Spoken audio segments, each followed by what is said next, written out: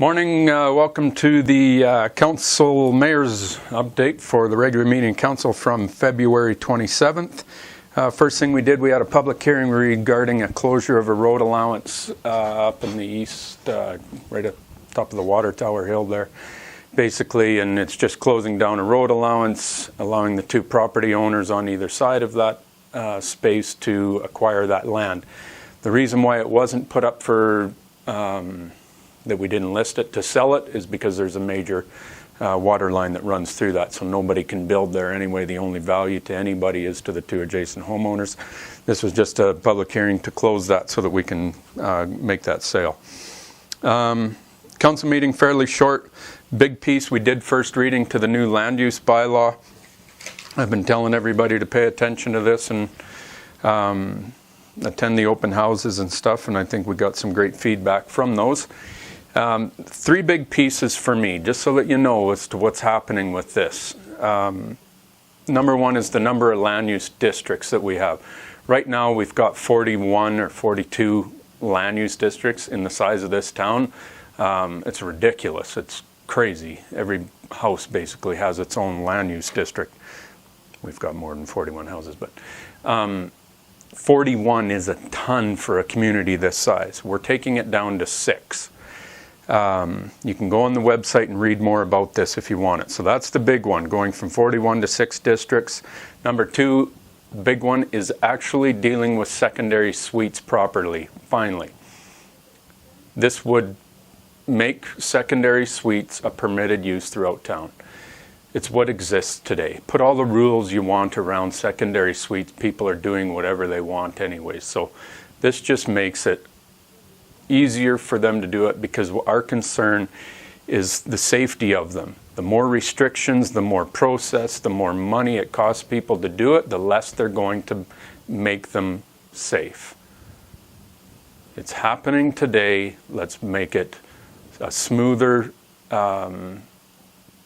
process for them to get their secondary suite done and move on, because they're going to build it anyways, folks. The third big one for me is protecting the river corridor, so really putting pieces in place for the floodway within the boundaries of the berms that we've built, and protecting that from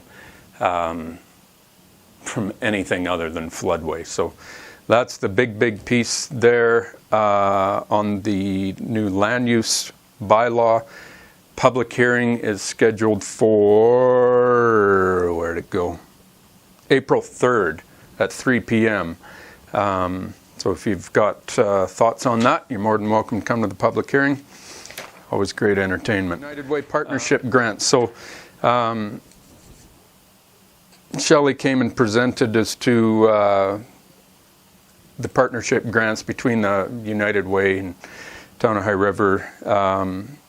So there's a number of grants: 7,000 Big Brothers Big Sisters, 12,000 Boys and Girls Club, 3,500 for AIM, 8,900 for FAS, 8,000 for SNAPS, 12,000 Food for Thought, 4,000 Literacy for Life, 2,600 Roots of Empathy, 5,000 to the Rowan House, and 12 grand to the Food Security Initiatives. You know, all very worthwhile organizations that need that money. So absolutely fantastic. Couple of pieces that community events that took place that donated money back to these, to the United Way.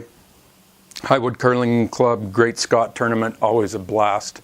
They put money back into it. The celebrity server that all of us are involved with up at Boston Pizza every year, they put money back in. McDonald's, when they do their McHappy Days, Ollie Peterson Boxing Day hockey tournament, they put a ton of money back in there, totaling about $19,000 to $20,000. So huge that those events keep going, and when you attend those events, that's what they're putting back in. So that's about it for the council meeting. Thanks very much. By popular demand, we're trying to keep these short, so see ya. Bye.